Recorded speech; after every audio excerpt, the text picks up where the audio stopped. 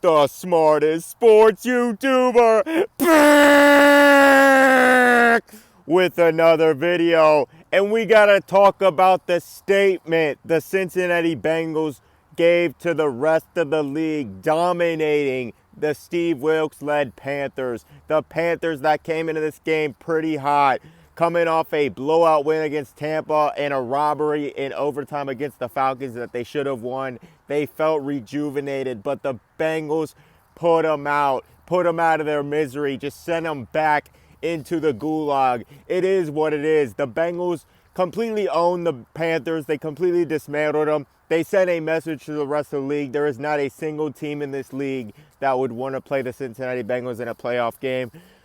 It's a fact. You have Joe Burrow playing basically a half of football, getting over 200 yards, 2 touchdowns, no turnovers, 80% completion percentage, graded out 90 on Pro Football Focus. You have Joe Mixon, career day, 5 touchdown passes, 4 rushing, 1 receiving, a great receiving touchdown on an unbelievable play and throw by Joe, Big Dick Burrow, MVP Burrow.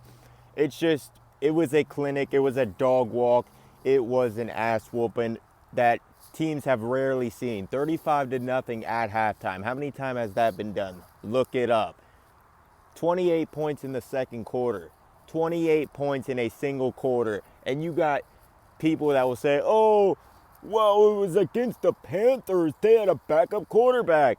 I didn't know the quarterback played defense. I did not know that. I did not know the backup quarterback played defense. And actually, that's the Panthers starting quarterback, because once again, they're going to start P.J. Walker this week. And the Bengals, with a completely banged up defense, just shit on them. Absolutely shut them out, destroyed them. They only scored when the backups were in. And people came into this game thinking that this would be a close game, a tricky game for the Bengals, because from the outside looking in, they thought, all right, the Panthers have a pretty good, all right defense against the Bengals offense that without Jamar Chase is supposed to suck. And the Bengals defense is completely banged up, and you have a Panthers offense that sucks, but they're playing a beat-up defense, so it could be a close game. You even had dumbasses on ESPN, Dominic Foxworth, dumbass bitch ass, saying, oh, I got my take. P.J. Walker is going to outplay Joe Burrow. Well, hey, dumbass, that didn't happen. Matter of fact, P.J. Walker went a great 3 for 10, 9 yards and 2 picks. He had 1 more completion than interceptions, but you thought he would outplay Joe Burrow. That's how big of the overreaction was on that Browns game. It was fucking ridiculous. It was stupid. Look at this. The second half against the Ravens, what does the Bengals offense do? Oh, they dominate in the second half. What do they do the next week against the Saints? They dominate. What do they do the next week against the Falcons? They dominate. And then what happens? They have 1 bad half of football. 1 bad half of the offense against the Cleveland Browns. What do they do the second half? They pick it up. They play good against the Browns in the second half on offense.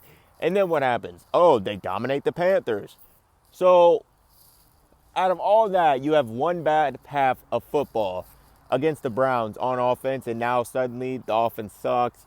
They can't do shit without Jamar Chase. It was a dumbass narrative made up by dumbass people, and it got exposed real quick. 35 points in the first half. 35 points in the first half. Could have easily put up 60-plus points on the Panthers if the starters came in and they just kept playing the way they were playing. But obviously, you don't want to get people hurt, so you sit people out. That's going to hurt Joe Burrow's stats. When people want to stat watch and be like, oh, well, Joe Burrow did this and this. It's like he didn't even play the full game. He played half the game against the Panthers, which he could easily carved up. But Joe Mixon, like I said, career day, 5 touchdowns. T. Higgins, good day. Tyler Boyd, good day. Hayden Hurst, good day. Offensive line, it was pretty good, especially in run blocking. But pass blocking, it was shaky in some spots. Jonah got beat on the sack, just absolutely bitched. Yeah, Jonah, I'm not so sure. I mean, depending on where you're drafting and how good the tackle class is, you might just want to go with a first-round left tackle this year, because Jonah's given up 9 sacks already this year.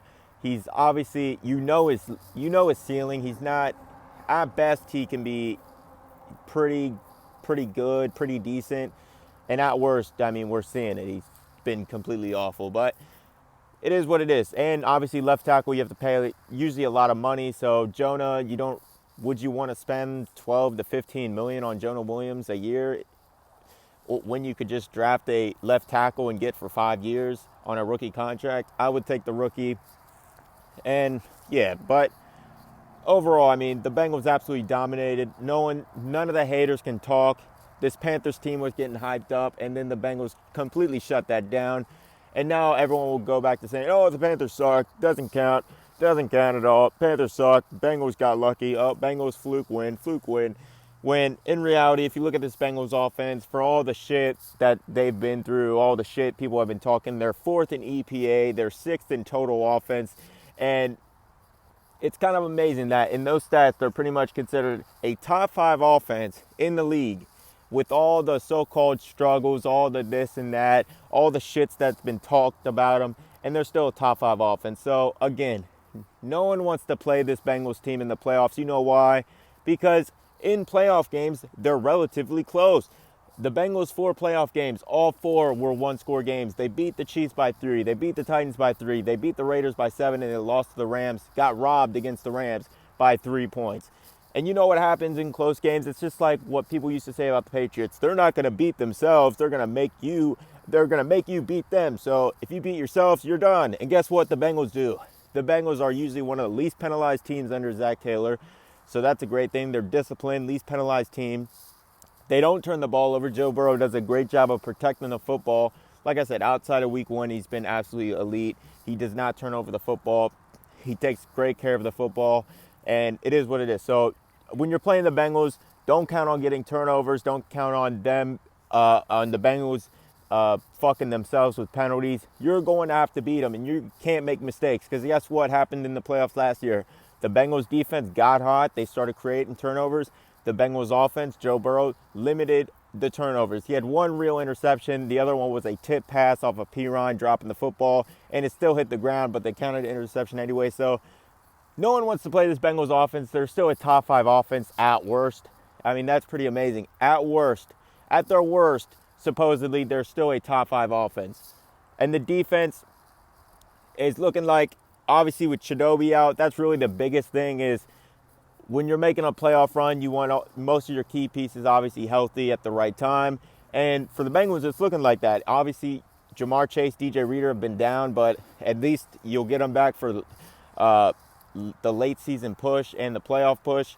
But Cheeto, obviously, that's the big one. When you're losing one of the best cornerbacks in the league, that obviously is going to hurt you. But Lou Anarumo, the genius, the defensive guru, found a way, and that was probably the most impressive part about this win is how dominant the defense looked. Completely banged up. You had Mike Hilton out, Cheeto out, Eli Apple banged up, DJ Reader out. So you had two of your most important defensive players out. You had other cornerbacks banged up. You just had a completely banged up secondary, and you were still able to dominate. So, like I said, Lou, defensive genius. If Lou can make this defense a fringe top 10 defense, and this offense at worst is a top 5 offense with the MVP, best quarterback in the league, with one of the best, if not the best wide receivers in the league, with this run game starting to pick up. And if this run game picks up, it's over. I mean, think about it. The Bengals run game has been complete shit this year headed into this week, and they're still a top 5 offense. That's how insanely great this Bengals offense is. Like I said, no one wants to play this team come playoff time. All the haters, shut the fuck up. You just got humbled, and it is what it is. Bengals completely dominated a team that a lot of people thought it would be a close game. People thought that P.J. Walker was going to outplay Joe Burrow. Fucking stupid, fucking dumbasses. But it is what it is. If you like the video, hit the like button, subscribe to the channel. I'm going to keep spitting the facts, keep talking the truth about the Cincinnati Bengals. And you just listen to the smartest sports YouTuber on the planet. That's a fact. And I'm out.